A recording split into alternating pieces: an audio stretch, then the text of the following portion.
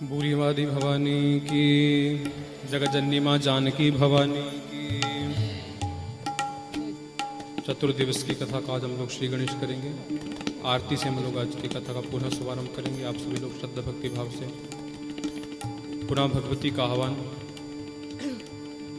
आरती से करें और आरती में हमारा पूर्ण रूप से आपका सहयोग मिले।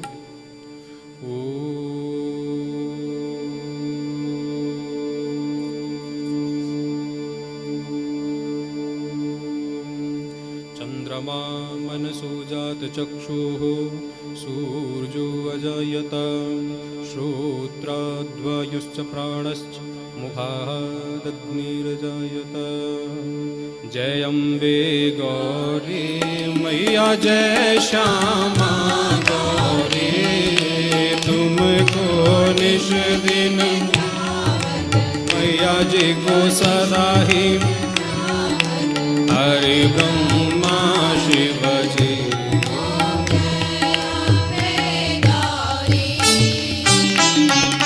मांग सिंदूर विराजत टीको मृग मद को,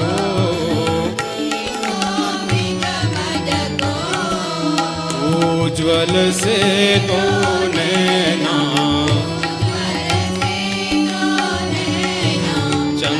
चंद्रवदननी को।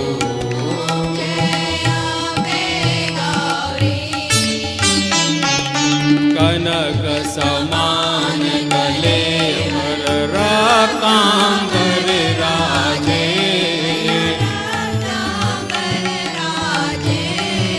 रात पुष्प गलमाला कंठन पर साजे।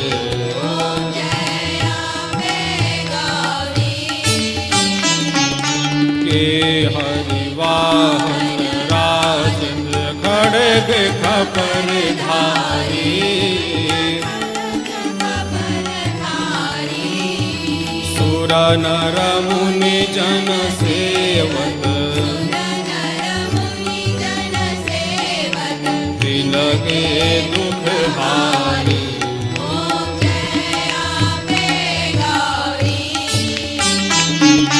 कानन कुंडल शोभित नासाग्रे मोती,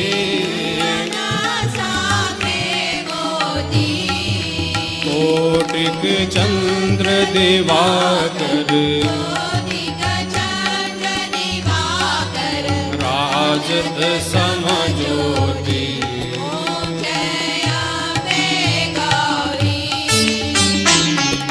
शुंभ निशुंभ विदारे महिषासुर घाटी,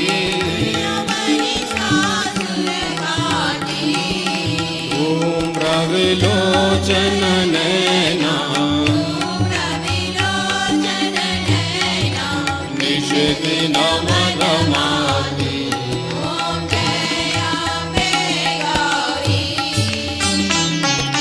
चंड मुंड संहारे शोणित बीज हरे, मधु कैटभ जो मारे,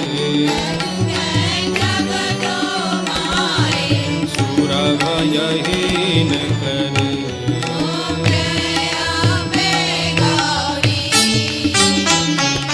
ब्रह्माणी रुद्राणी तुम कमला रानी,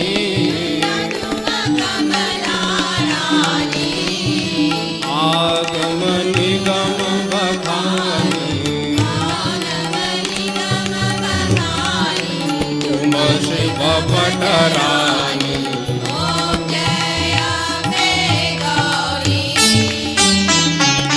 चौसठ योगिनी भागवत नृत्य करत भैरो,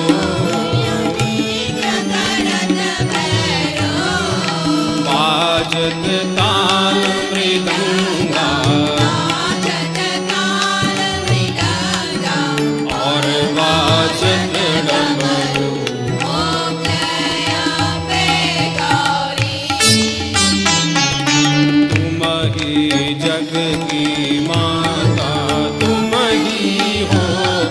करता,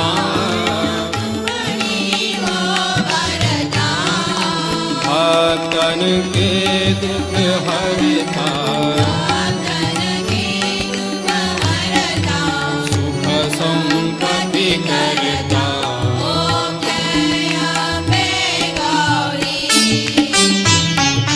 पूजा चारुवति शोभित वरमुद्राधारी,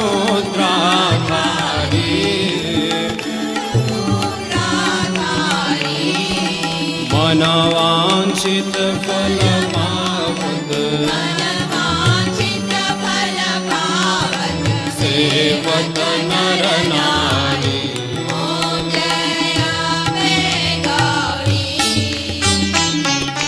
कंचन थाल विराजत अगर कपूर वादी, श्रीमाल के तुम राजत, कोटि रतन ज्योति।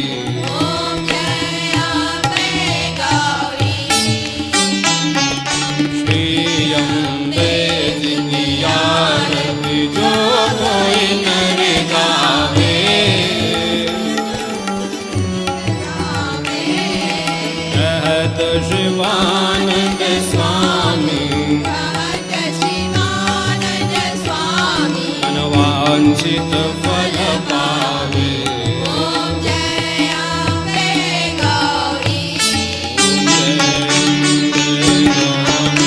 मैया जय श्यामा गौरी, ओ मैया जय मंगल करणी, ओ मैया जय आनंद करणी, ओ मैया जय रिद्धि सिद्धि करणी। तुमको निश दिन ध्यान, मैया जी को सदा ही मना, हरि ब्रह्मा शिव जी ओम। भोले माँ भवानी की, जगत जननी माँ जानकी भवानी की।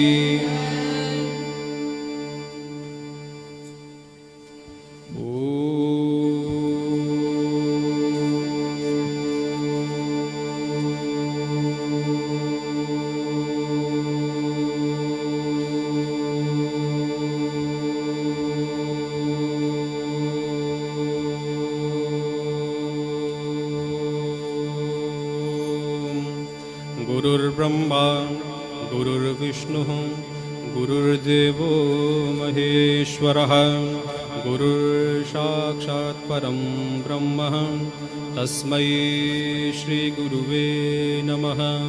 अखण्डमण्डलाकारं व्याप्तं येन चराचरं, तत्पदं दर्शितं येन तस्मै श्री गुरुवे नमः।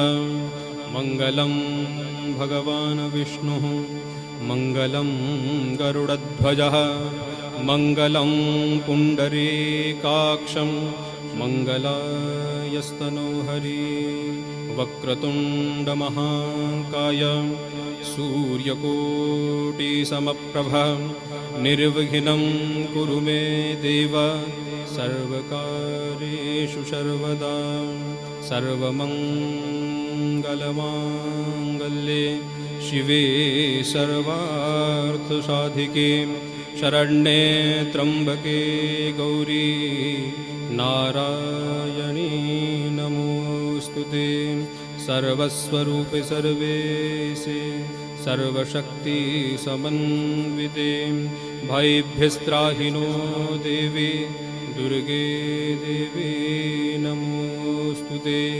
शरणागतदीनार्तं परित्राणपरायणे, सर्वस्यार्तिहरे देवी नारायणी नमोस्तुते। सच्चिदानन्दरूपाय विश्वोत्पत्त्यादिहेतवे, तापत्रयविनाशाय श्रीकृष्णाय वयं नुमः।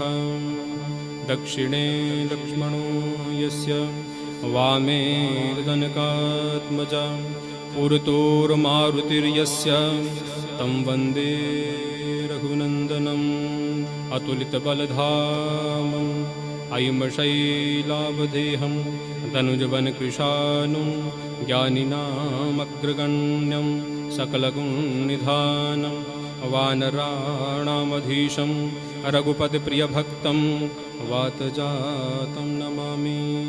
मनोजवं मारुततुल्यवेगं जितेन्द्रियं बुद्धिमतां वरिष्ठं वातात्मजं वानरयूथमुख्यं श्रीरामदूतं शरणं प्रपद्ये। श्रीरामदूतं शरणं प्रपद्ये। श्रीरामदूतं शरणं प्रपद्ये। बोलिए माँ आदि भवानी की, जगज्जननी माँ जानकी भवानी की।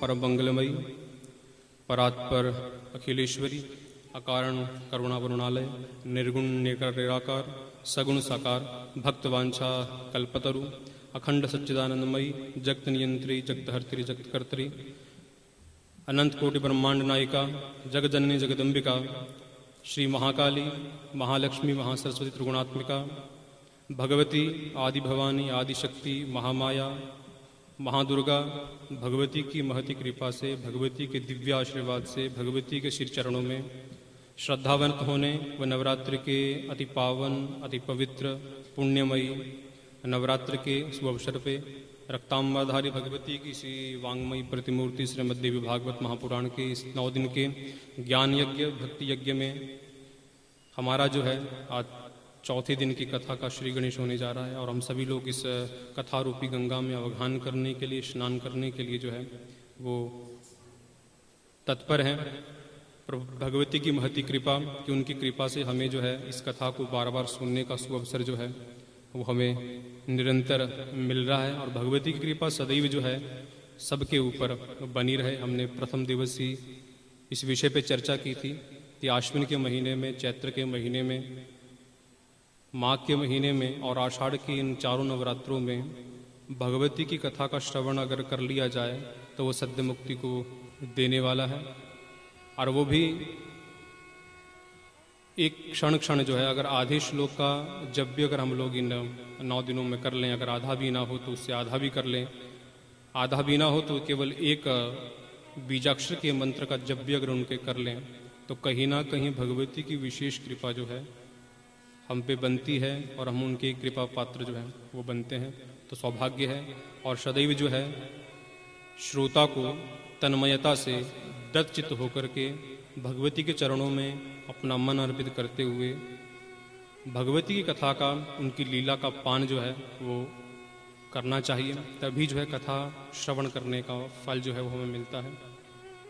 श्रीमद् भागवत महापुराण में कथा आती है कि गोकर्ण जी जो हैं वो धुंधुकारी के लिए कथा सुना रहे हैं। धुंधुकारी जो है नित्य प्रति भागवत का कथा का श्रवण कर रहे हैं और जिस तरीके से हम लोग इस कथा में विराजमान हैं उसी तरीके से हजारों लोग जो है वहाँ पे विराजमान हैं और भगवान की कथा का श्रवण कर रहे हैं। लेकिन जब अंतिम दिन 7वां दिन आया जब मुक्ति का अवसर आया तो केवल उस प्रेत को उस धुंधुकारी को मुक्ति मिली।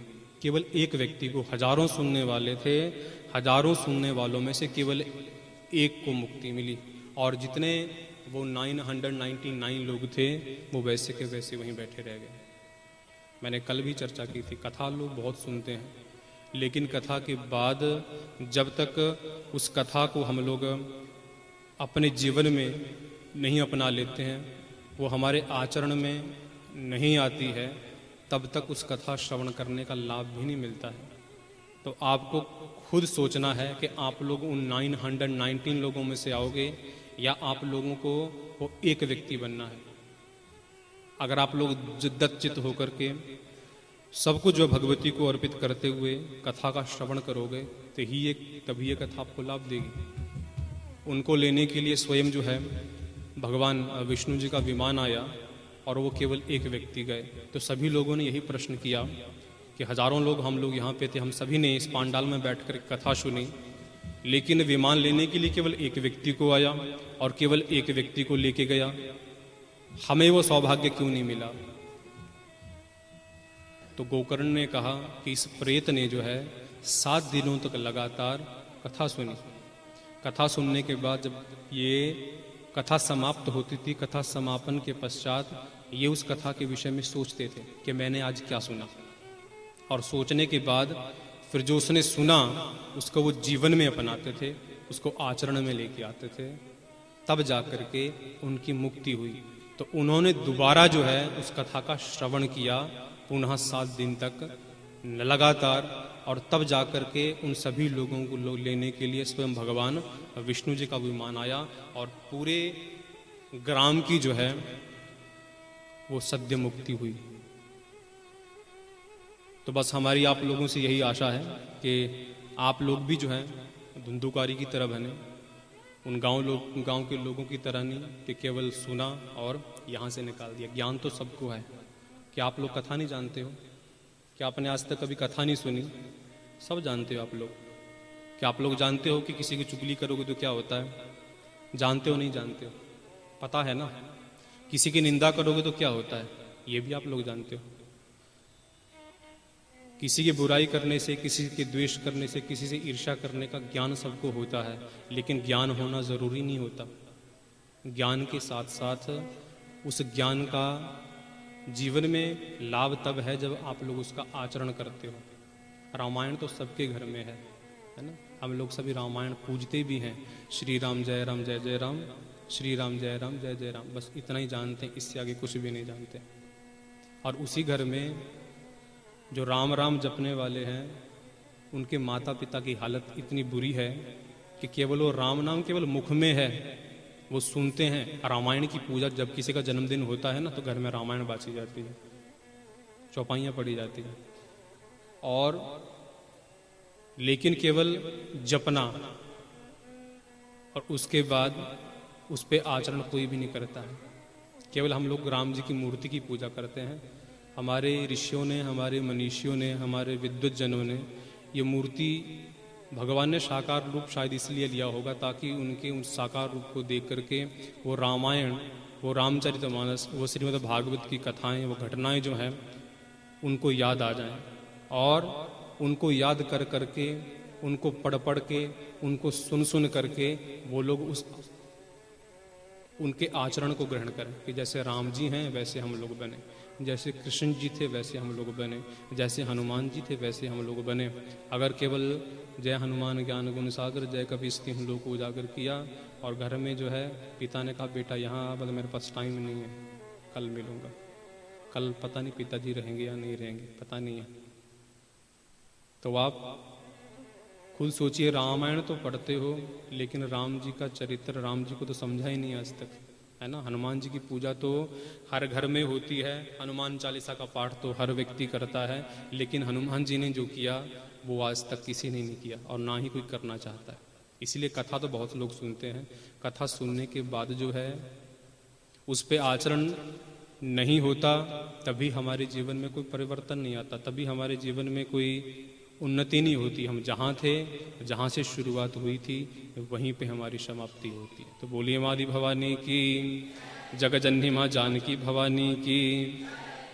तो ये सोच करके बैठो कथा में कि आज जो साथ में लेके जा रहे हो उस पर चिंतन होना चाहिए, उस पर मनन होना चाहिए। हमने कल भी चर्चा की थी कि मन को जो है भगवती के चरणों में लगा दो, बस जब तक मन उनके हाथ में है तब तक सद्य मुक्ति है। जब मन आपके हाथ में आ गया तो समझ लीजिए कथा जो है ना वो व्यथा बन जाएगी, उससे व्यथा दूर नहीं होगी बल्कि सब आपके लिए एक व्यथा बन जाएगी।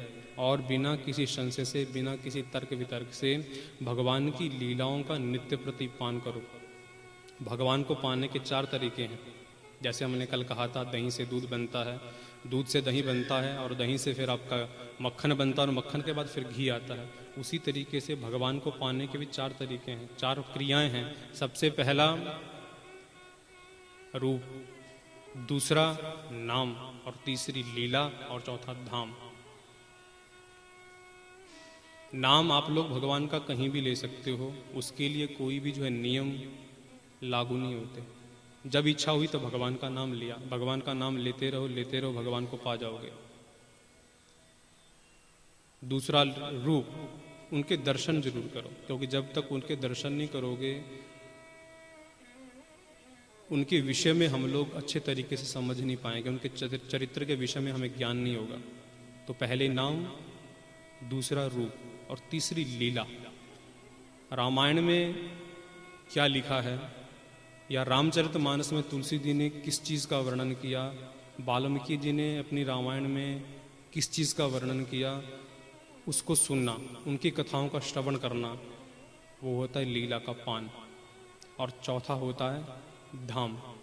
ये तीन चीज़ें आप लोग कहीं भी कर सकते हो, लेकिन सौभाग्यशाली वो व्यक्ति होते हैं, कभी जीवन में एक बार जरूर सोचो कि भगवान जिस धरा धाम पे आए वहाँ पे जाने का एक बार अवसर जरूर मिल जाए, जहाँ पे वो खेले, जहाँ पे उन्होंने अपना बचपन बिताया, जहाँ पे उनका यौवन अवस्था बीती, उस जगह पे जाकर हम लोग उस मिट्टी के एक बार दर्शन कर लें, उसको छू लें, उसको अपने माथे पे लगा लें।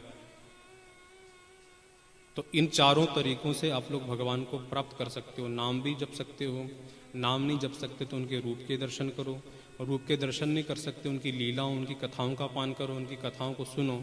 और अंतिम जो है, अगर सौभाग्य मिले, प्रभु की बुलावा हो, प्रभु की कृपा हो, तो जहाँ पे उनकी लीलाएं हुई हैं उस धराधाम पे जाकर के प्रभु की उस चरण रज को ज़रूर एक बार छू लो, माथे पे लगा लो। तो वहाँ से भी तीर्थाटन करने से भी आपको भगवान की प्राप्ति हो जाएगी। लेकिन मन आपका अच्छा होना चाहिए। अगर मन, आप लोग गंगा में नहा रहे हो और गंगा में नहाते नहाते भी आपके मन में अगर ईर्ष्या है, द्वेष है, वैर है, तो गंगा में नहाना एक बराबर है। हाँ, अगर आप लोग यहाँ बैठे बैठे गंगा जी का नाम ले लेते हो और मन में कोई वैर नहीं है, कोई ईर्ष्या नहीं है, कोई द्वेष नहीं है, तो आप लोग को जो है वो गंगा में स्नान करने का लाभ यहीं मिल जाएगा, वहाँ जाने की आवश्यकता नहीं होगी। तो ऐसा ना हो कि वहाँ जाके भी आप लोग स्नान करके आओ लेकिन उस स्नान का लाभ ना हो। लेकिन यहाँ पे केवल नाम ले लिया, नाम लेने से ही आपको गंगा जी में स्नान करने का लाभ मिल गया। तो ये जो हम कथा कर रहे हैं ये गंगा है, क्योंकि अगर वहाँ पे जाने का सौभाग्य नहीं मिला तो कम से कम इस कथा रूपी गंगा में स्नान करने का अवसर तो मिला। इस कथा रूपी गंगा में स्नान करेंगे तो कहीं ना कहीं भगवती की कृपा भी होगी और हमारे जीवन का जो लक्ष्य है वह है मुक्ति, वो मुक्ति भी हमें मिलेगी और गृहस्थी होकर के हमें मुक्त होना।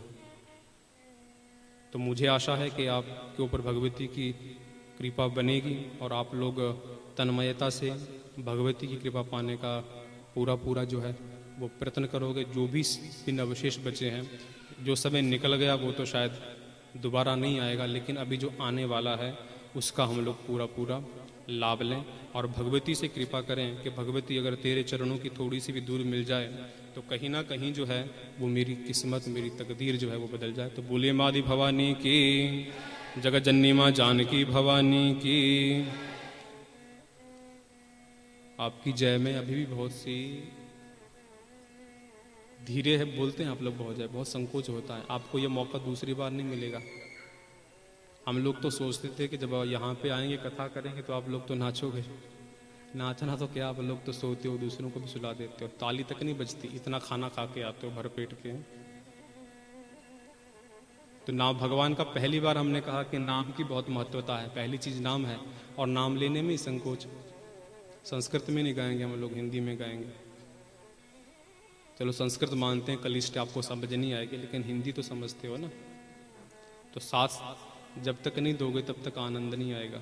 तो बोलिए माँ दी भवानी की जयकारे में ऐसा लगना चाहिए कि सचमुच आप जो है वो भगवती को बुला रहे हो। बोलिए माँ दी भवानी की, जगजननी माँ जानकी भवानी की। तेरे दर पे खड़े माँ हाथ जोड़ के, एक बारी आजा दातिए। तेरे दर पे खड़े माँ हाथ जोड़ के, एक बारी आजा दातिए।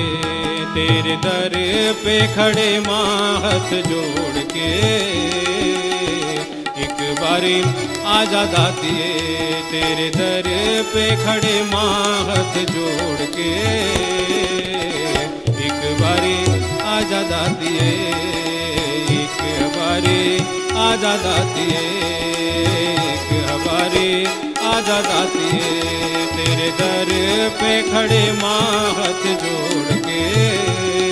तेरे दर पे खड़े माँ हाथ जोड़ के। एक बारी आजा दातिए एक बारी आजा दातिए एक बारी आजा दातिए।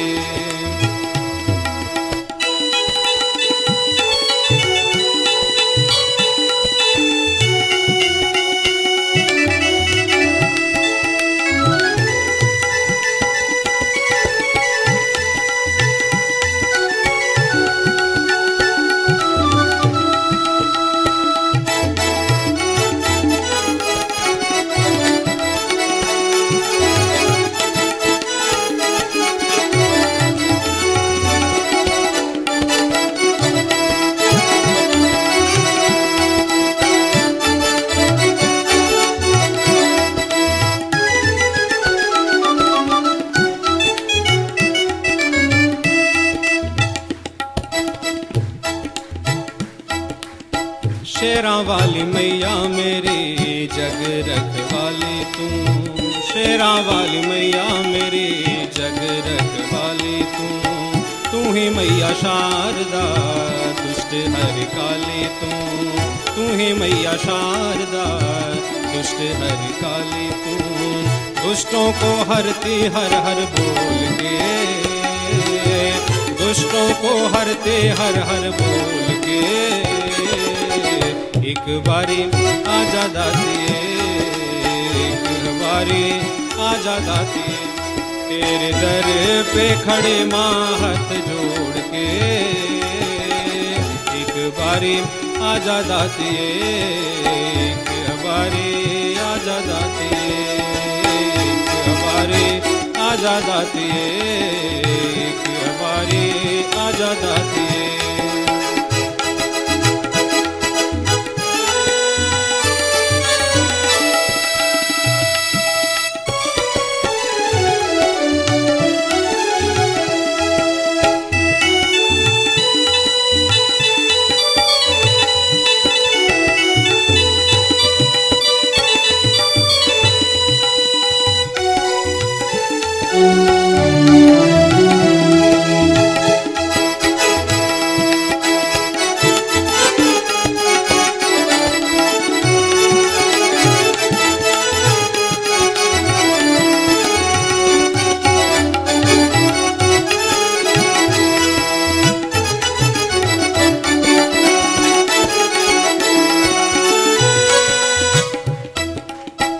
दीन दयालु मैया दुखड़ों को हरती।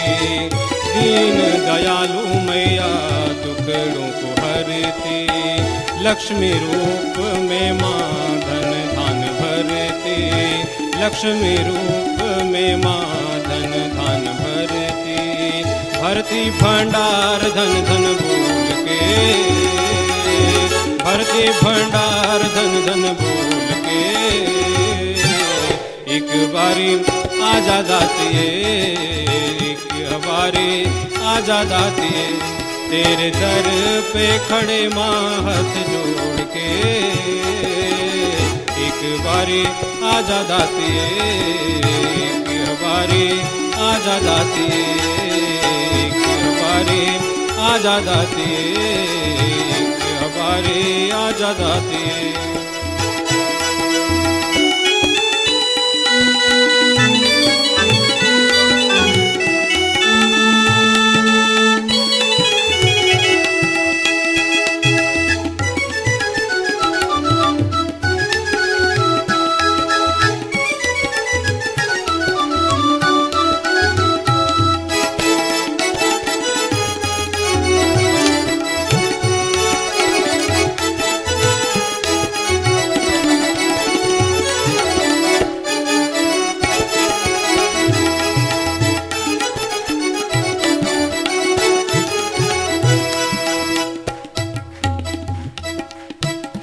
माँ को पुकारे मिलके दर पे बुला ले, माँ को पुकारे मिलके दर पे बुला ले। लाल लाल जोड़े से माँ को सजा ले, लाल लाल जोड़े से माँ को सजा ले। भरती है झोली दिल खोल के, भरती माँ झोली दिल खोल के। एक बारी आजा दातिए, एक बारी आजा दातिए, तेरे दर पे खड़े माँ हाथ जोड़ के। एक बारी आजा दातिए, एक बारी आजा दातिए, एक बारी आजा दातिए, तेरे दर पे खड़े माँ हाथ जोड़ के, तेरे दर पे खड़े माँ हाथ जोड़ के। एक बारी आजा दातिए, एक बारी आजा दातिए, एक बारी आजा दातिए, एक बारी आजा दातिए, एक बारी आजा दातिए, एक बारी आजा दातिए, एक बारी आजा दातिए। बोलिए माँ भवानी की, जगजननी माँ जानकी भवानी की। कल हमने अपनी कथा का विराम किया था कि भगवती की कृपा से उतथ्य जो है वो बहुत बड़े विद्वान बने और सत्य व्रत धारण करके उन्होंने जो है पूरे विश्व में अपना यश जो है वो स्थापित किया। और उसके पश्चात जन्मे जी की उत्कंठा और बढ़ी और उन वेद व्यास जी ने कथा ध्रुव संधि की का व्याख्यान उनको सुनाना आरंभ किया, जो अयोध्या के राजा थे, जिनकी पत्नी मनोरमा और लीलावती, पुत्र सुदर्शन और सुबल। सुदर्शन को जो है कनिष्ठ होने के बाद भी राज्य मिला और युद्धराजित और वीरसेन, उन दोनों में युद्ध हुआ। वीरसेन को मार गिराया गया। विश्वामित्र का आख्यान जो है कल हमने श्रवण किया, किस तरीके से वशिष्ठ मुनि के द्वारा जो है नंदिनी गौ की कृपा से उन्होंने जो है विश्वामित्र को सत्यता से उनका बोध करवाया, सत्यता से उनको परिचित करवाया। तो विश्वामित्र ने उसी समय ये निर्णय कर लिया कि वो राजपाट छोड़ करके भगवती की आराधना करेंगे और वह भी वशिष्ठ ऋषि की तरह बनना चाहेंगे। तो इस आख्यान को सुनने के पश्चात युधाजित ने जो है वो युद्ध का निर्णय छोड़ दिया और मनोरमा और उनके पुत्र सुदर्शन को वहीं आश्रम में छोड़ दिया। तो आश्रम में ये सुदर्शन जो है पला बढ़ा और निरंतर यौवन अवस्था को प्राप्त हुआ। तो वहाँ आश्रम में नित्य प्रति जो है भगवती दुर्गा जी के मंत्रों का अनुष्ठान होता था, नित्य प्रति मंत्रों का जप हुआ करता था। तो ऐं ह्रीं क्लीं चामुंडाई विच्चे इस मंत्र का नित्य प्रति संध्या वंदन के बाद जो है छात्र शिष्य भरद्वाज जी के जो है वहाँ पे जाप किया करते थे। तो उनसे केवल पूरा मंत्र वो श्रवण नहीं कर पाए, केवल ऋषि की सेवा, गुरु की सेवा वो करते थे। लेकिन ऐं ह्रीं इन दो बीज मंत्रों को उन्होंने सुना और साथ साथ में काम करते करते जो है सेवा करते करते इन दोनों मंत्रों का नित्य प्रति जप करते थे, ऐं ह्रीं। और उसी की कृपा से इनको भगवती के साक्षात दर्शन हुए, भगवती से इनका साक्षात्कार हुआ। और भगवती ने इनको आश्वासन दिया कि मेरी कृपा से निश्चित रूप से जो है आपको पुनः अपने राज्य की प्राप्ति होगी, पुनः आपको आपका खोया हुआ राज्य जो है वो मिलेगा, आपको वो पुनः वो सम्मान मिलेगा। और उन्होंने जितना भी अपना सब कुछ था वो भगवती के चरणों में अर्पित कर दिया, अपना मन, अपना तन, अपना धन केवल भगवती की सेवा में वो लग गए। तो सौभाग्य से उनको एक दिन काशीराज की कन्या जो है वो वन में मिली। उन्होंने जैसे सुदर्शन को देखा उसी समय उन्होंने उनको मन ही मन में जो अपना पति स्वीकार कर लिया और घर में जाकर के, महल में जाकर के काशीराज को सूचित किया कि मैंने जो है एक वीर और एक सुंदर जो है राजकुमार की तरह दिखने वाले एक नवयुवक जो वन में देखा और मेरी इच्छा है कि मेरा विवाह उनके साथ हो। तो काशीराज ने जो है अपने सभा में ये घोषणा कर दी कि वो शशिकला का जो है शीघ्रातिशीघ्र स्वयंवर करेंगे। और आसपास के जितने भी राजा थे सबको जो है वो निमंत्रण दिया गया। सभी राजा वहाँ पे पहुँचे और निषाद ने जो है सुदर्शन को अपना रथ दिया और वो रथ ग्रहण करके ऋषि का आशीर्वाद लेकर के, माँ का आशीर्वाद लेकर के काशी पहुँचे स्वयंवर में। और उनके जो विरोधी थे युद्धाजीत, उन्होंने देखा कि मनोरमा का पुत्र सुदर्शन जो है वो भी स्वयंवर में उपस्थित हुए हैं, तो उन्होंने कहा इसका तो राज्य छीन लिया गया है, ये तो केवल जंगलों में घूमता फिरता है, इसको अधिकार नहीं है कि ये स्वयंवर में भाग ले। ये राजकुमार नहीं है, राजकुमार तो मेरा दौहित्र है सुबल, तो इसको निष्कासित कर देना चाहिए, इसका स्वयंवर में भाग नहीं लेने देना चाहिए। लेकिन शशिकला उनको पति रूप में अपना चुकी थी, तो शशिकला ने निर्णय कर लिया अगर विवाह करेगी तो केवल सुदर्शन से करेगी। तो राजा ने जब देखा कि कन्या जो है मान नहीं रही है, तो उन्होंने महल के अंदर ही अंदर जो है मंडप बनाया और सभी राजाओं से बात की कि मेरी पुत्री ने जो है वो सुदर्शन को पसंद कर लिया है, वर रूप में उनको वर्ण कर लिया है, तो उनका विवाह जो हम लोग इन्हीं से करेंगे। राजा और सभी तो मान गए, लेकिन युद्धाजीत जो है वो माना नहीं और वो युद्ध करने के लिए तत्पर हो गया। सुदर्शन को कहा गया, काशीराज ने कहा कि आपके पास कोई सैनिक नहीं है, आप इस तरह अकेले जो है कैसे इनसे लड़ेंगे, इसलिए आप एक काम करो कि मेरी कन्या शशिकला को लेकर के रातों रात जो है राज्य से निकल जाइए छुपते छुपाते, ताकि युद्ध जो है यह टल जाए। लेकिन सुदर्शन ने कहा नहीं, मैं गुप्त रूप से आपकी कन्या को नहीं लूँगा। तो उन्होंने युद्ध करना जो स्वीकार किया। सुबह युद्ध क्षेत्र में सुदर्शन अकेले पहुँचे और वहाँ देखा हजारों सैनिक, हजारों राजा जो है अपने सैनिकों के साथ युद्ध के लिए तत्पर हैं। इन्होंने भगवती का ध्यान किया और भगवती ने जो रणचंडी का रूप लिया और रणचंडी का रूप लेकर के पल भर में जो है सभी राजाओं का वध कर दिया और इनको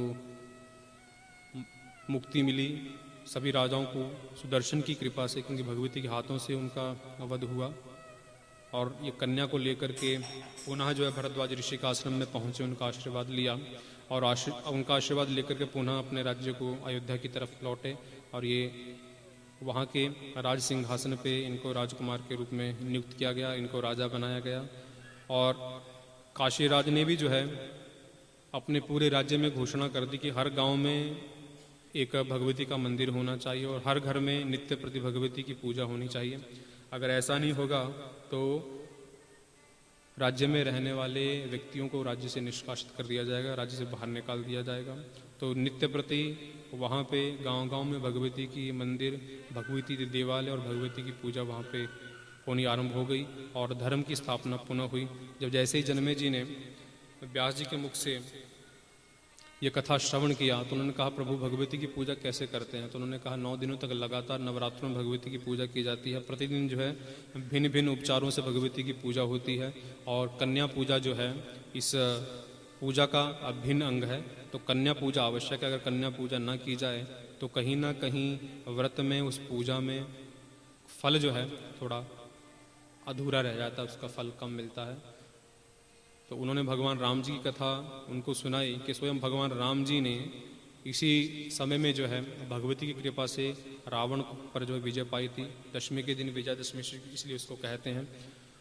तो राम जी के विषय में आप सब लोग जानते हैं, हनुमान जी के भक्त हैं, हर घर में हनुमान जी की मूर्ति है, हर घर में जो है रामचरितमानस का पाठ होता है। राम जी ने अवतार लिया था धर्म की स्थापना के लिए। उनकी पत्नी को जो है रावण ने उनका हरण कर लिया और लंका में ले गया अपने साथ में और वहाँ पे उनको अशोक वाटिका में रखा गया। तो राम जी जो हैं बड़े दुखी हुए, बड़े चिंतित हुए। लक्ष्मण ने राम जी को बहुत समझाया, लेकिन राम जी जो हैं वो दुखित हैं और चिंतित हैं सीता के लिए कि सीता का क्या होगा। तभी जो है उनको नारद जी के दर्शन हुए। नारद जी उनको मिले, आकाश मार्ग से आ रहे हैं नारद जी। तो नारद जी को देखा और राम जी ने नारद जी से प्रार्थना की, प्रभु आपके दर्शन हुए, मेरा सौभाग्य है। मेरी पत्नी जो है उनका हरण हो गया है, मैं बड़ा दुखी हूँ, पता नहीं सीता किस हाल में होगी। तो नारद जी ने कहा चिंता मत कीजिए, इंद्र ने जो है वो सुरभि गाय का दूध जो सीता जी के लिए भेज दिया है उनको भूख प्यास तो लगेगी नहीं।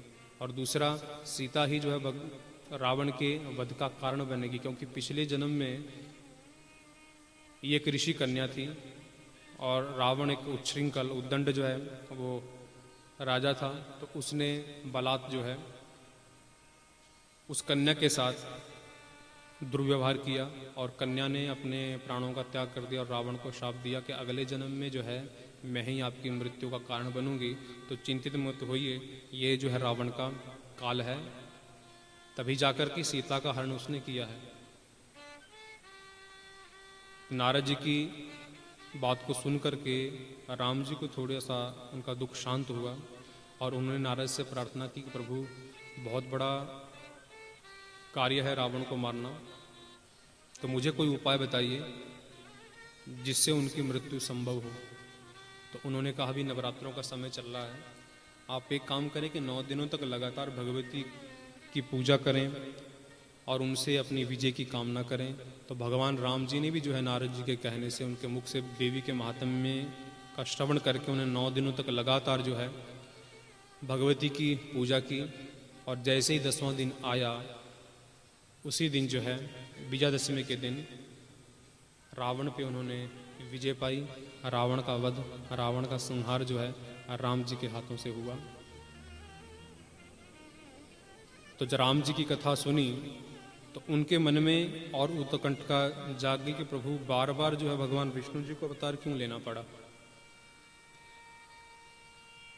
उनके अवतार का कारण क्यों है। भगवान विष्णु जी भी गर्भावास में आकर के उन्होंने दुख झेले और उसके पश्चात भी बार बार जो है राजा होने के बाद भी उनको वनवास हुआ, इतने दुख उन्होंने झेले, कोई तो कारण रहा होगा। तो उन्होंने कहा कि इनको भगवती की आज्ञा से बार बार जो अवतरित होना पड़ा, वो केवल धर्म की स्थापना के लिए। और हर रूप में भगवती जो है इनके साथ शक्ति के रूप में, कहीं सीता के रूप में, तो कहीं वाराही के रूप में, कहीं मत्स्या के रूप में, तो कहीं नरसिंही के रूप में, इन्होंने बार बार जो अवतरण लिया और उनकी शक्ति के रूप में सदैव जो है इनके साथ रही और तभी वो धर्म की स्थापना करने में सक्षम हो सके। तो उन्होंने बहुत से आख्यान जो है, बहुत सी पुरातन घटनाएं जनमेजय जी को सुनाई। भगवान विष्णु के आने के कारण जो हैं कई उनको बताए। सबसे पहला उन्होंने कारण बताया कि कश्यप नाम के महान ऋषि, जिसकी पूरी सृष्टि है, सभी कश्यप की संतान है, काश्यपी सृष्टि है, तो उन्होंने एक बार जो है अपनी पत्नियों के कहने से, दिति और अदिति उनकी 2 पत्नियां थीं, उनके कहने से जो है वरुण की गाय को चुरा लिया और अपने पास रखा। और पास रखने के बाद जब वरुण को पता चला कि उनकी गाय जो चुरा ली गई है, तो वरुण ने उनसे जो है प्रार्थना की कि आप मेरी गाय जो है वो पुनः लौटा दें। लेकिन कश्यप ऋषि ने जो है गाय लौटाने से मना कर दिया। इंद्र आदि देवता ने भी जो है कश्यप ऋषि को बहुत कहा, उनसे प्रार्थना की, उनसे विनय की कि आप इनकी गाय लौटा दें। लेकिन कश्यप ऋषि ने उनकी कहा नहीं माना और वरुण ने उनको शाप दे दिया कि आप अगले जन्म में जो है वो ग्वाले बनेंगे, क्योंकि गाय आपने चुराई है तो आपका जन्म एक ग्वाले के रूप में हुआ। केवल आप गऊओं का पालन करोगे और उसी से उनके आपकी जीविका चलेगी और आपकी दोनों पत्नियां जो हैं वो आपके साथ जन्म लेंगी। तो एक कारण ये रहा कि वो गोकुला में नंद के रूप में कश्यप जी का जन्म हुआ और दिति और अदिति और रोहिणी और देवकी के रूप में उनका जन्म हुआ। वसुदेव बने जो है ये कश्यप, और दिति और अदिति, रोहिणी और देवकी उनकी 2 पत्नियां। वसुदेव जो हैं राजा के पुत्र थे, लेकिन राजा के पुत्र होने के बाद भी इन्होंने कृषि कार्य और गऊओं की पालना आरंभ किया, राज्य छोड़ दिया। तो उग्रसेन के पुत्र कंस को जो है वो राजा बनाया गया। और दूसरा कारण रहा दिति का अदिति को शाप। दिति जो है वो दैत्यों की और अदिति जो है देवताओं की माता है। तो दिति को जो है इंद्र जैसा पुत्र मिला अदिति के कोई संतान नहीं थी, तो उन्होंने भी कश्यप ऋषि से प्रार्थना की कि आप मुझे भी इंद्र जैसी संतान चाहिए, जैसा इंद्र स्वर्ग का राजा है उसी तरीके से मुझे भी एक अच्छी संतान हो, मेरी इच्छा मेरे घर में एक बालक हो। तो उन्होंने उनको जो है भगवती की आराधना करने का उपाय बताया, उन्होंने भगवती की आराधना की और भगवती की कृपा से उनको संतान का योग बना, उन्होंने गर्भ धारण किया। अब जो है अदिति को ईर्ष्या हो गई कि ऐसा ना हो कि इसकी जो संतान हो वो इंद्र से भी आगे सूरवीर हो और वो कहीं इंद्र का राज्य ना छीन ले, इंद्र को सिंहासन से च्युत ना कर दे, कहीं गिरादा न दे। तो मन में वैर आ गया, तो उन्होंने इंद्र से गुप्त रूप में कहा कि आप एक काम करो कि इनके पुत्र की हत्या कर दो, इनका पुत्र जन्म ना ले, कुछ ऐसी योजना आप बनाइए। तो इंद्र ने क्या किया कि झूठ मूठ में जो है वो दीति की सेवा में लग गए और योग रूप से उनके गर्भ में जो है उन्होंने प्रवेश किया और गर्भ में प्रवेश करने के बाद जो है अपने वज्र से उनके गर्भ को काट दिया। पहले 7 टुकड़े किए, जब उन्होंने हाहाकार करनी शुरू की तो उनके और 7 टुकड़े कर दिए, तो पूरे 49 हुए जो मरुदगण कहलाए। तो दीति ने को जब पता चला कि इंद्र ने जो है उनके पुत्र की गर्भ में ही जो हत्या कर दी, तो उन्होंने उनको शाप दे दिया कि अगले जन्म में, क्योंकि माँ ने कहा था, अदिति ने कहा था, माँ का दोष ज़्यादा था पुत्र का कम था, तो उन्होंने कहा कि ये अगले जन्म में जो है जब पैदा होंगी तो इनके 7 बच्चों का वध होगा। तो इसी कारण से जब कंस के कारावास में देवकी और वसुदेव बंद थे तो उनके 6 पुत्रों का वध कंस के द्वारा हुआ। अंतिम 2 जो हैं बलराम और कृष्ण, ये 2 अवशेष बचे। और एक और जो है इसका कारण था भगवान विष्णु का कृष्ण रूप में आने का। नर और नारायण ये 2 भगवान विष्णु जी के अंश से उत्पन्न हुए और बद्रिकाश्रम में ये दोनों जो है तप किया करते थे। तो इनके तप को देख करके इंद्र को ये शंका होने लगी, उनको ये संशय होने लगा, होना हो ये राज्य स्वर्ग की प्राप्ति के लिए जो ये तप कर रहे हैं। तो उनके तप में व्यवधान डालने के लिए उन्होंने जो है अप्सराओं को भेज दिया और उसके साथ साथ में 16,000 सेविका उनके साथ में थी।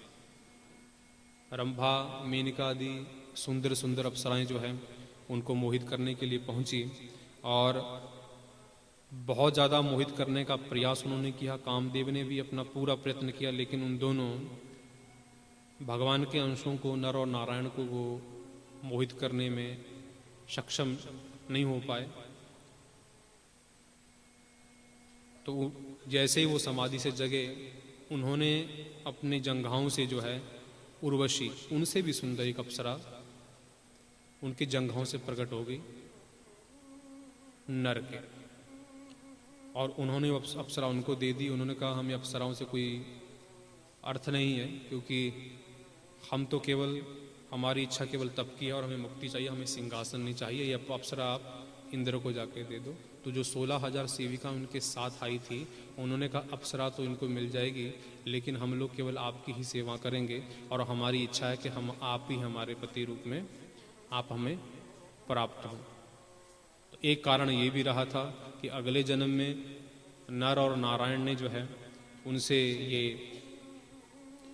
प्रतिज्ञा ली कि अगले जन्म में मैं कृष्ण रूप में अवतरित होऊंगा, तो आपको पत्नी रूप में, आप सभी को पत्नी रूप में वर्ण करूंगा। इसीलिए भगवान श्री कृष्ण की 16,000 रानियां थी, 8 जो है पटरानियां और 16,000 उनकी रानियां, यही जो है वो सेविकाएं थी। और अगले जन्म में नर जो है वो अर्जुन और नारायण जो भगवान श्री कृष्ण के रूप में अवतरित हुए। और चौथा कारण था ऋषि भृगु का शाप। भृगु ने जो है भगवान विष्णु जी को शाप दिया था कि आपको बार बार जो है वो गर्भवास का दुख जो है वो झेलना पड़ेगा और बार बार जो है आपको आपकी पत्नी से वियोग होता रहेगा।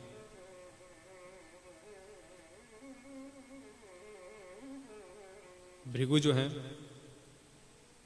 इनकी जो पत्नी थी वो दैत्यों की माता थी। दैत्य उनको जो है अपनी गुरु माता के रूप में मानते थे।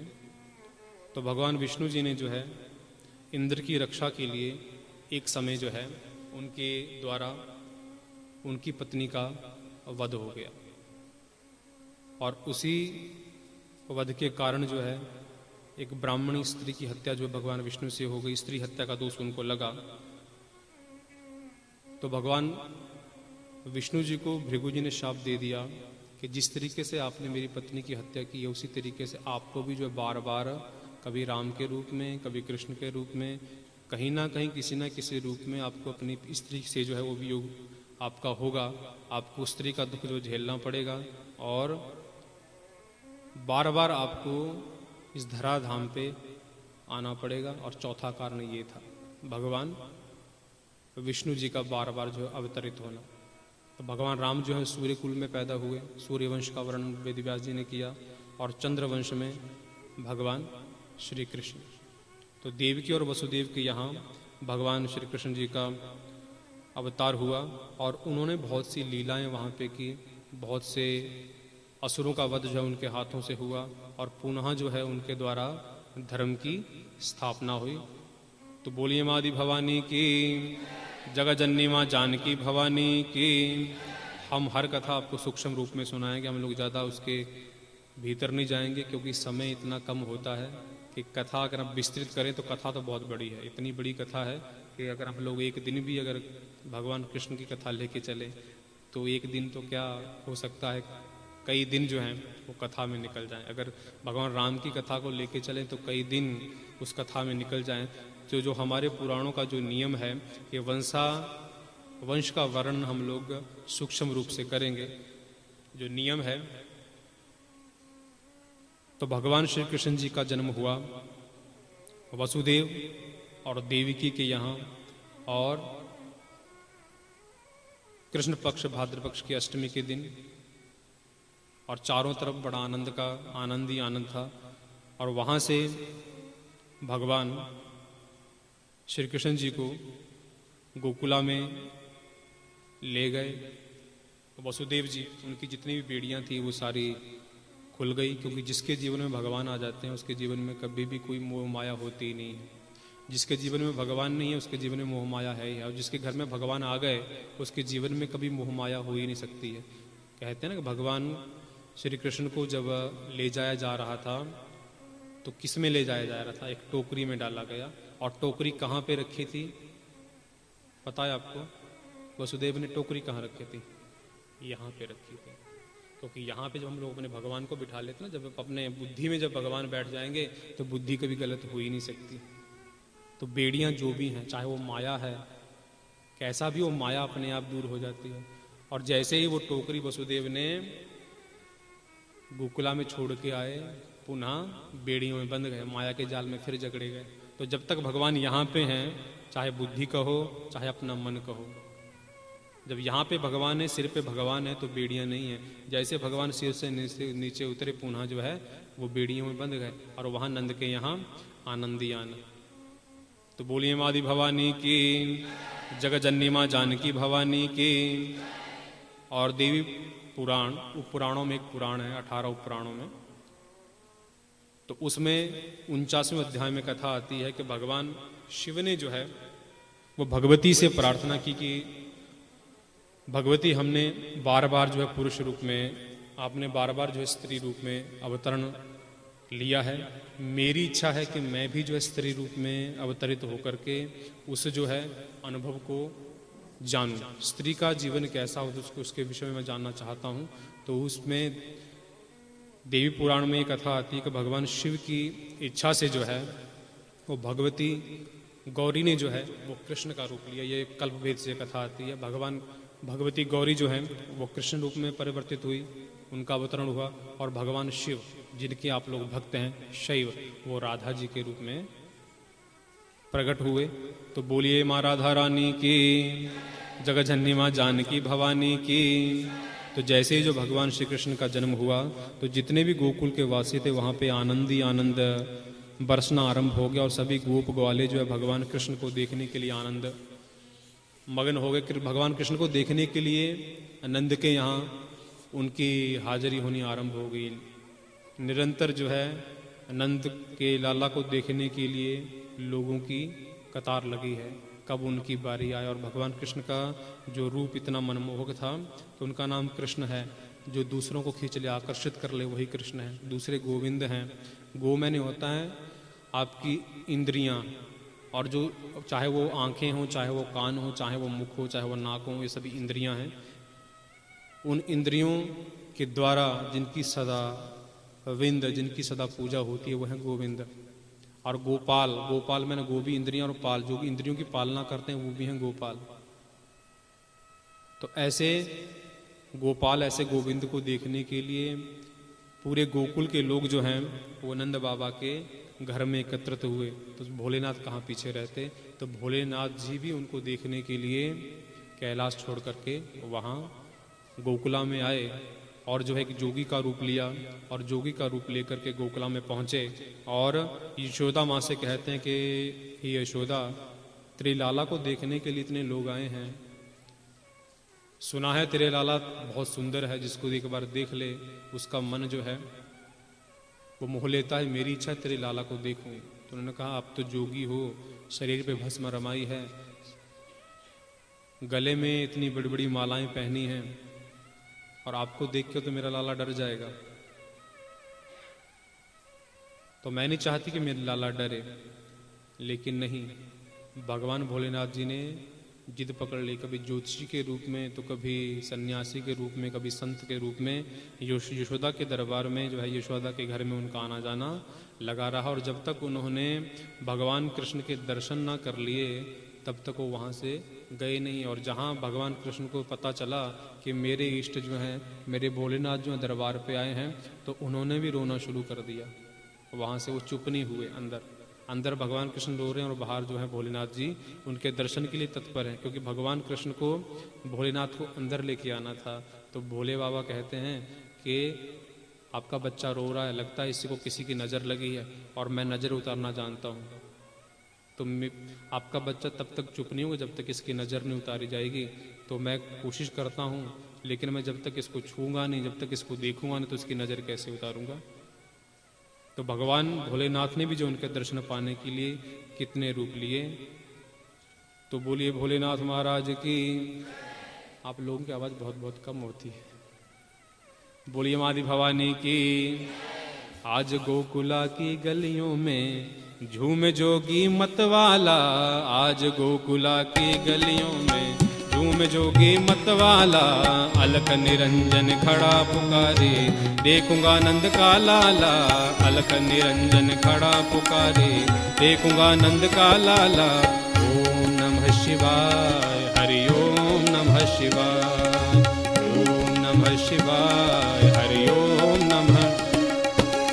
आज गोकुला की गलियों में झूम जोगी मतवाला, आज गोकुला की गलियों में झूम जोगी मतवाला, अलख निरंजन खड़ा पुकारे, अलख निरंजन खड़ा पुकारे, देखूंगा नंद का लाला, अलख निरंजन खड़ा पुकारे, देखूंगा नंद का लाला। ओम नमः शिवाय, हरि ओम नमः शिवाय, ओम नमः शिवाय, हरि ओम नमः शिवाय, ओम नमः शिवाय, हरि ओम नमः शिवाय, ओम नमः शिवाय, हरि ओम नमः, ओम नमः शिवाय, हरि ओम नमः शिवाय, ओम नमः शिवाय, हरि ओम नमः।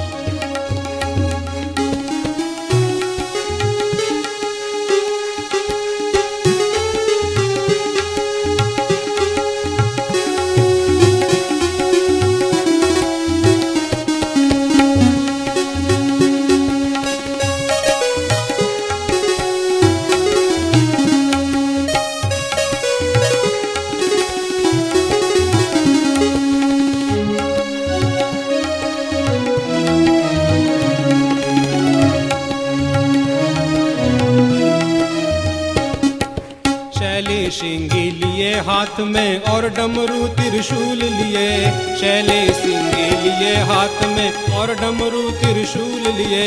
छम छम छम छम नाचे जोगी दर्शक मन में चाह लिए, छम छम छम छम नाचे जोगी दर्शक मन में चाह लिए। पग में घुंघरू छम छम बाजे, पग में घुंघरू छम छम बाजे, कर में जपते हैं माला। ओम नमः शिवाय, हरि ओम नमः शिवाय, ओम नमः शिवाय, हरि ओम नमः शिवाय, ओम नमः शिवाय, हरि ओम नमः शिवाय। आज गोकुला की गलियों में, आज गोकुला की गलियों में झूम जोगी मतवाला। आज गोकुला की गलियों में झूम जोगी मतवाला। अलख निरंजन खड़ा पुकारे, अलख निरंजन खड़ा पुकारे, देखूंगा नंद का लाला। अलख निरंजन खड़ा पुकारे, देखूंगा नंद का लाला। ओम नमः शिवाय, हरि ओम नमः शिवाय, ओम नमः शिवाय, हरि ओम नमः शिवाय, ओम नमः शिवाय, हरि ओम नमः शिवाय, ओम नमः शिवाय, हरि ओम नमः शिवाय।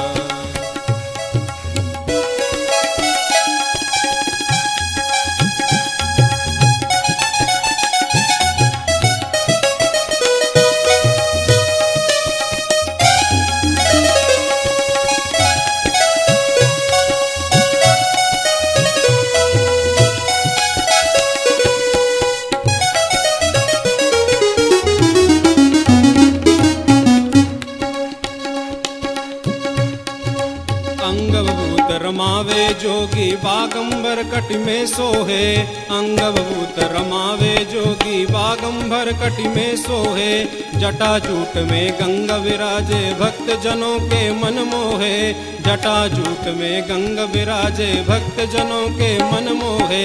मस्तक पर श्री चंद्र विराजे, मस्तक पर श्री चंद्र विराजे, गल में सरपन की माला। ओम नमः शिवाय, हरि ओम नमः शिवाय, ओम नमः शिवाय, हरि ओम नमः।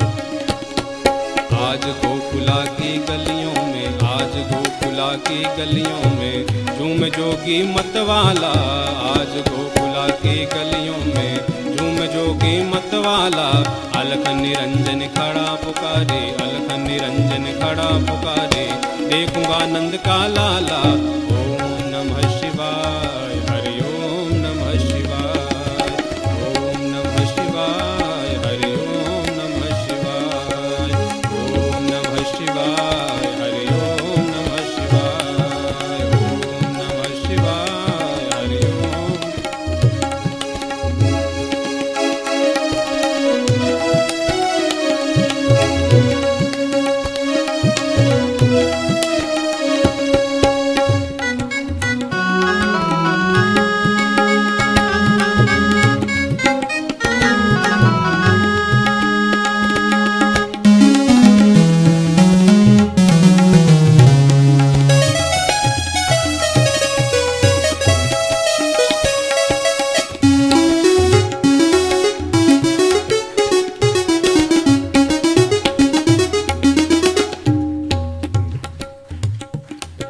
राजद्वार पे खड़ा पुकारे बोलत है मधुरी बानी, राजद्वार पे खड़ा पुकारे बोलत है मधुरी बानी।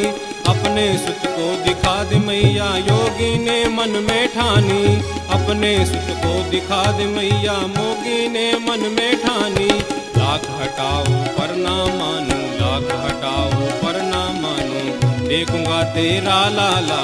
ओम नमः शिवाय, हरि ओम नमः शिवाय, ओम नमः शिवाय, हरि ओम नमः शिवाय, ओम नमः शिवाय, हरि ओम नमः शिवाय। आज गोकुला की गलियों में झूम जोगी मतवाला, आज गोकुला की गलियों में झूम जोगी मतवाला। अलख निरंजन खड़ा पुकारे, अलख निरंजन खड़ा पुकारे, देखूंगा तेरा लाला। अलख निरंजन खड़ा पुकारे, देखूंगा नंद का लाला। ओम नमः शिवाय, ओम नमः शिवाय,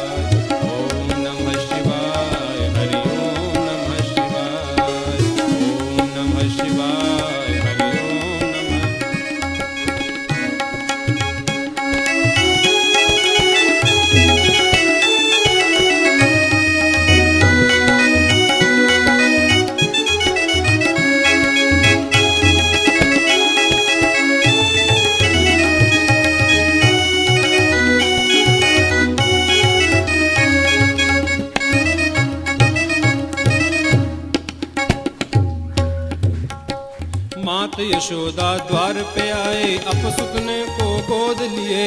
मात यशोदा द्वार पे आए, अपने सुत को गोद लिए। अति विभोर हो शिव जोगी ने बाल रूप के दर्श किए। अति विभोर हो शिव जोगी ने बाल रूप के दर्श किए। चल सुमरत वो कृष्ण कृष्ण वो, चल सुमरत वो कृष्ण कृष्ण वो, कैलाशी काशी वाला। ओम नमः शिवाय, हरि ओम नमः शिवाय। ओम नमः शिवाय, हरि ओम नमः शिवाय। आज गोकुला की गलियों में, आज गोकुला की गलियों में, झूम जोगी मतवाला। अलख निरंजन खड़ा पुकारे, अलख निरंजन खड़ा पुकारे। देखूंगा नंद का लाला, अलख निरंजन खड़ा पुकारे। देखूंगा नंद का लाला। ओम नमः शिवाय, हरि ओम नमः शिवाय। ओम नमः शिवाय, हरि ओम नमः शिवाय।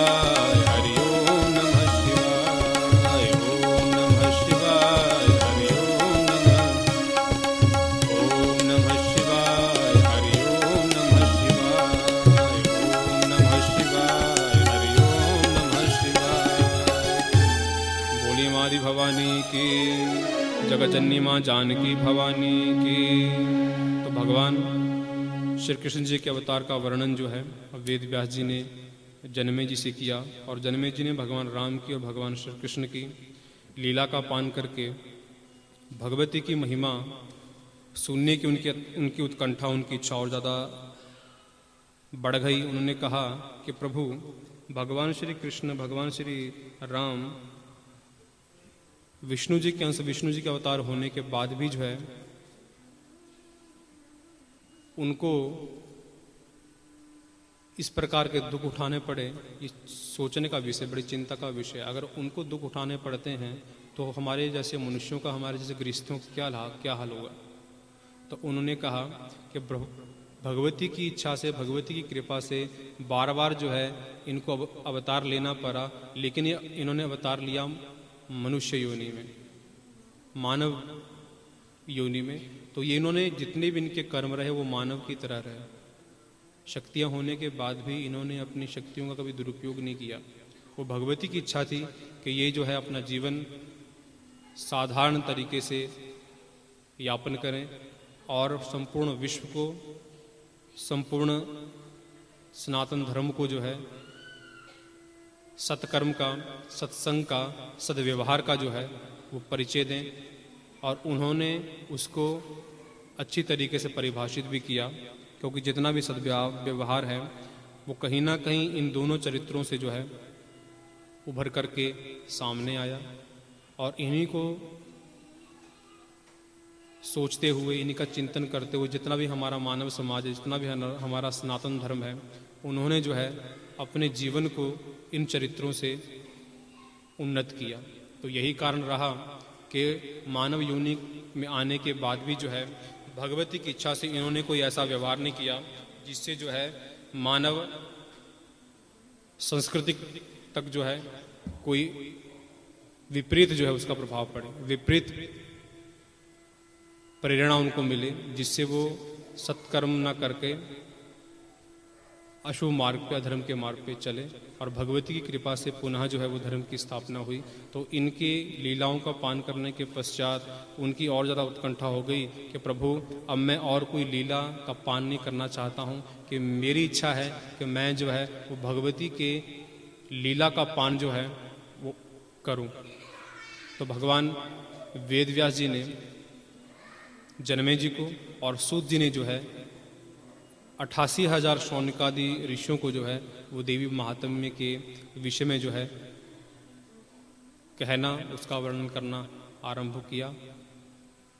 तो 5वें दिन जो है भगवती का अवतरण जो है वो कथा में हुआ। तो कल जो है 5वां दिन है, तो कल हमारी कथा में भगवती का अवतरण होगा। आज हम अपनी कथा का विश्राम यहीं पे करेंगे।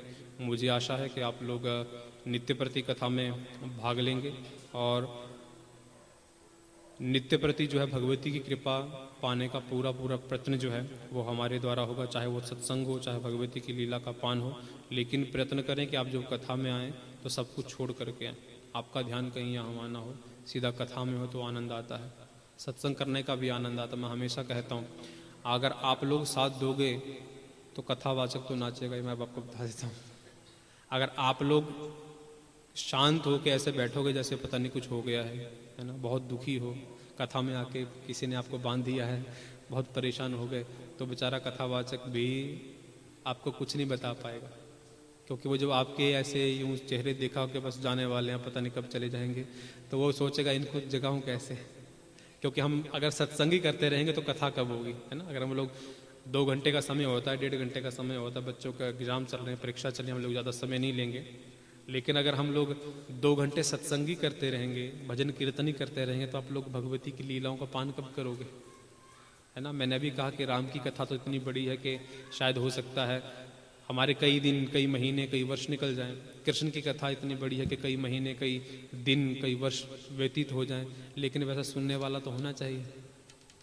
फाची हो जाता है ना, बहुत जल्दी थक जाते हैं। अगर हमारे एक संत कहते हैं कि मंदिर, मस्जिद और गुरुद्वारे की वजह से लोगों में फूट पड़ती है ना। जहाँ मंदिर होता है या मस्जिद होगी या गुरुद्वारा होगा, वहाँ पे लोगों में भेद होता है, ईर्ष्या होती है। तो कहा यहाँ मंदिर हटा के एक शराब खाना खोल दो, मंदिर हटाओ, यहाँ पे शराब खाना खोल दो, यहाँ हिंदू भी आएगा, मुस्लिम भी आएगा, सिख ईसाई सब आएंगे। देखेंगे आप लोग कहीं होटल बना हो, वहाँ सब लोग जाते हैं। जब मंदिर की बात आती है तो कहता है मैं हिंदू हूँ, मैं मुसलमान हूँ, मैं सिख हूँ। ये बात सच्ची है, आप खुद देखोगे। आप लोग सुपर मार्केट में जाते हो, वहाँ केवल साफ लिखा होता है यहाँ केवल हिंदू आएंगे, यहाँ केवल यहाँ मुसलमान आएंगे, यहाँ केवल सिख आएंगे, यहाँ केवल ईसाई आएंगे, वहाँ सब लोग जाते हैं, है ना। तो कहने का तात्पर्य यही है, कथा हमें यही सिखाती है कि सब जो है ना वो एक है, किसी में भेद नहीं है, लेकिन भेद हमने कर दिया है। तो कोशिश यही रहनी चाहिए हमारी कि हम लोग जो हैं कथा सुने, और कथा सुनने के बाद हमारे मन में कोई ऐसा भाव पैदा ना हो कि कोई छोटा है, कोई बड़ा है, सब एक जैसे है। और अभी जो है चर्चा भी हुई है कि आपके गांव में जो है एक बहुत बड़ा, जहाँ पे आप लोग बैठे हैं, एक बहुत बड़ा देवालय बनने जा रहा है। और ये देवालय जो केवल आप लोगों के लिए बनेगा, मंदिर केवल आप लोगों के लिए बनेगा। और हम लोग हर वर्ष इस विषय में चर्चा करते भी आ रहे हैं कि मंदिर आप लोगों के लिए बनेगा और आप लोगों के द्वारा ही बनेगा। तो मुझे आशा है कि अभी कहा गया कि पता नहीं अगले साल शुरू होगा, उससे अगले साल शुरू होगा, अगला साल किस रीते का कोई पता नहीं है। लेकिन मैं कहूँगा आप अगले साल की चिंता मत करो, आप अभी से शुरुआत कर दो। अभी का शुरुआत का मतलब है अगर आप लोग शुरुआत करोगे तब वो आगे लोग शुरुआत करेंगे, क्योंकि एक व्यक्ति के बस की बात नहीं है ये। आप सभी लोग मिलजुल के करोगे तो कहीं ना कहीं ये बहुत जल्दी ये मंदिर बन जाएगा। और हम लोग चाहते हैं अगले साल ही आप लोग यहाँ पे उस हॉल में बैठ कर के कथा सुने, तो ज़्यादा आनंद आएगा। इसको ज़्यादा डिले मत कीजिए। 7 सालों से 8 सालों से हम लोग कह रहे हैं कि यहाँ पे मंदिर बनना चाहिए, मंदिर बनना चाहिए। लेकिन अब जब ये निर्णय हो गया है कि यहाँ पे मंदिर बनेगा, तो आप लोग भी अपनी तरफ से कोई कमी मत रखिए। मॉरिशस में कह रहे हैं सबसे अच्छा और सबसे सुंदर मंदिर होगा, नंबर 1 पहला ये मंदिर होगा। तो मुझे लगता है कि जब आप लोग थोड़ी जल्दी पहल करेंगे तो थोड़ा जल्दी बनेगा।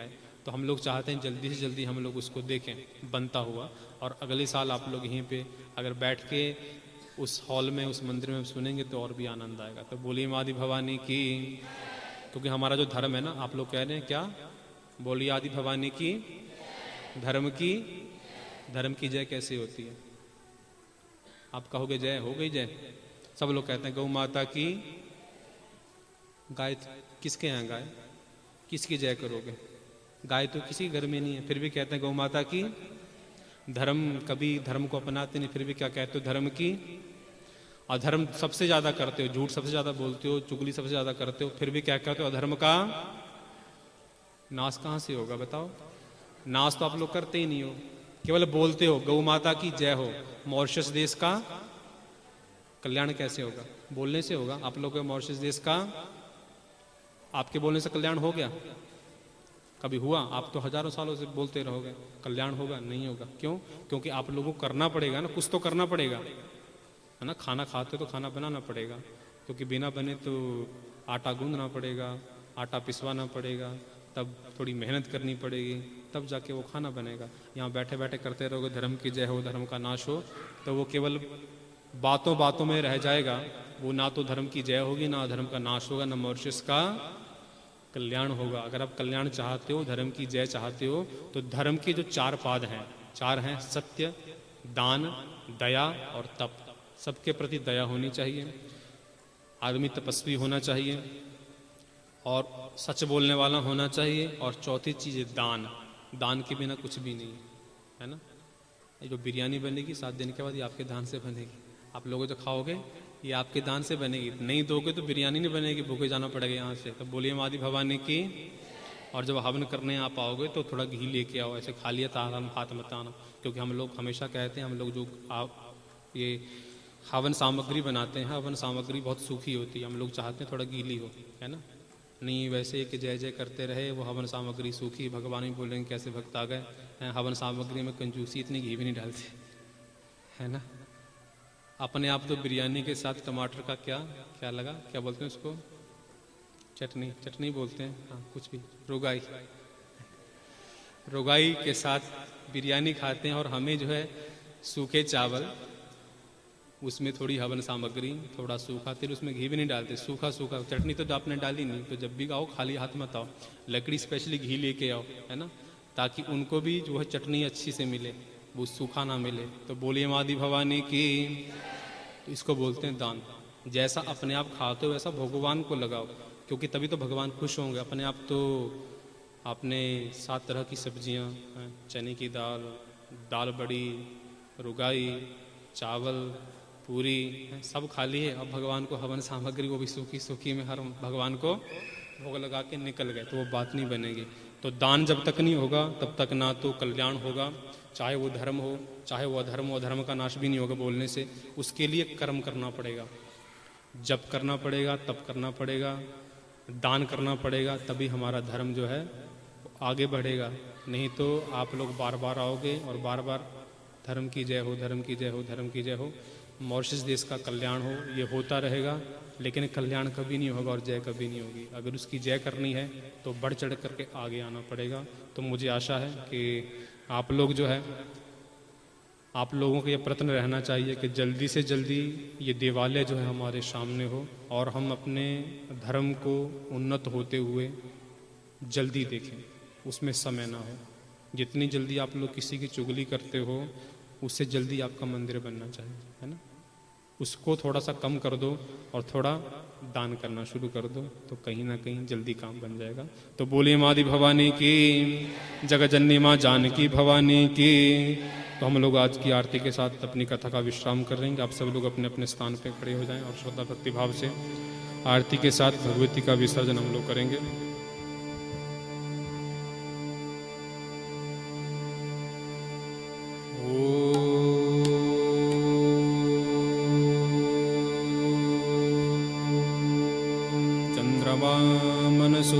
चक्षुः सूर्यो अजायत, श्रोत्राद्वायुश्च प्राणश्च मुखादग्निरजायत। जगजननी जय जय मैया, जगजननी जय जय। भयहारिणी भव, भयहारिणी भव, भवभामिनी जय जय।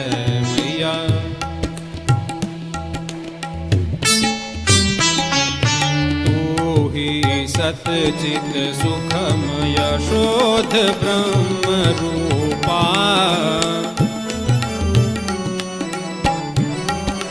सत्य सनातन सुंदर, पर शिव सुर भूपा।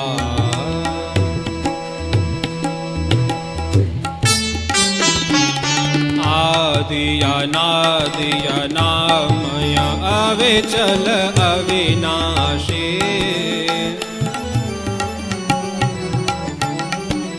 अमल अनंत अगोचर, अज आनंद राशि।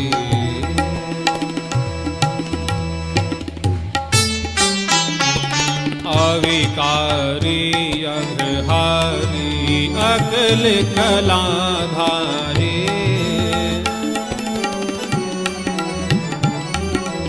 हरता विधि भरता हरि, हर संहारकारी।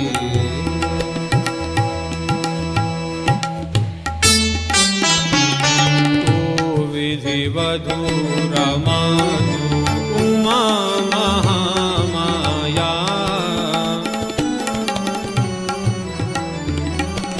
मूल प्रकृति विद्या तू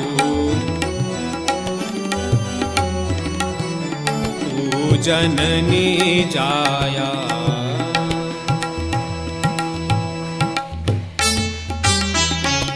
राम कृष्ण तू सीता ब्रज रानी राधा, तू वांछा कल्पद्रुम हारिणी सब बाधा।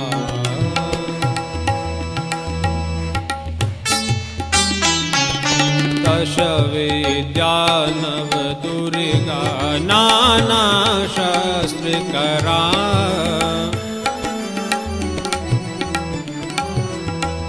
अष्टमातृका योगिनी,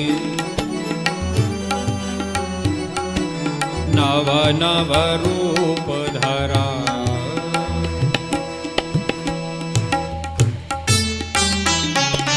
तू परधाम निवासिनी महाविलासिनी,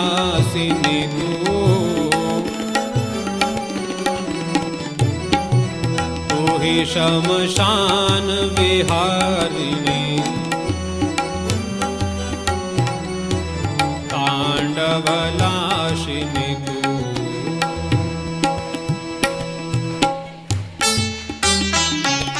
सुरमुनि मोहिनी सौम्या तू शोभाधारा, विवसन विकट स्वरूपा, प्रलयमयी धारा।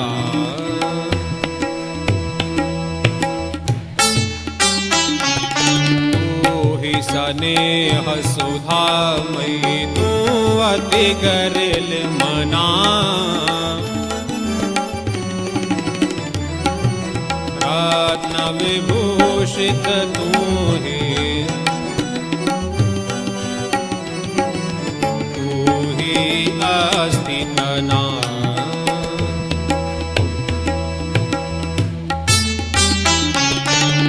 मूलाधार निवासिनी इह पर सिद्धि प्रदे, कालातीता काली, कमला तू वरदे।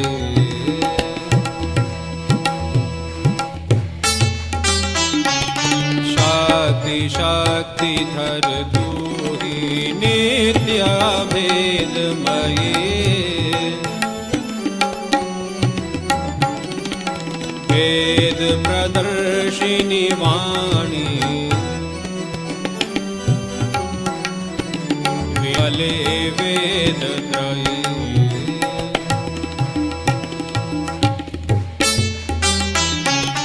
हम अति दीन दुखी माँ विपत जाल घेरे, है कपूत अति कपटी, पर बालक तेरे।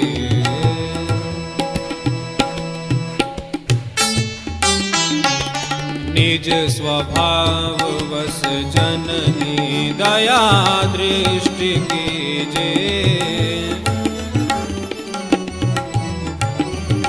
करुणा कर करुणामयी, चरण शरण दीजे।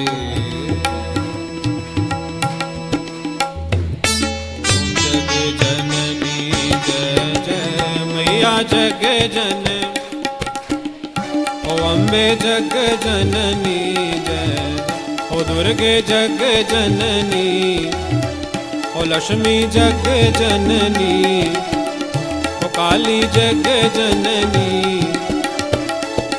भयहारिणी भवतारिणी भयहारिणी भवभामिनी जय जय मैया जय जय। कर्पूरगौरं करुणावतारं संसारसारं सदा वसन्तं हृदयारविन्दे भवं भवानी। त्वमेव माता च पिता त्वमेव, त्वमेव बन्धुश्च सखा, त्वमेव विद्यास्द्रविणं त्वमेव, त्वमेव सर्वं, त्वमेव सर्वं मम देवी। आवाहनं न जानामि न जानामि विसर्जनं, पूजां चैव न जानामि क्षम्यतां परमेश्वरी। अपराधसहस्राणि क्रियन्ते हर्निशं मया, दासोऽयमिति मां मत्वा क्षमस्व परमेश्वरी। मन्त्रहीनं क्रियाहीनं भक्तिहीनं सुरेश्वरी, यत्पूजितं मया देवी परिपूर्णं तदस्तु मे। मत्समापातके नास्ति पापाग्नि त्वत्समानहि, एवं ज्ञात्वा महादेवी यथा योग्यं सर्वे भवन्तु सुखिनः।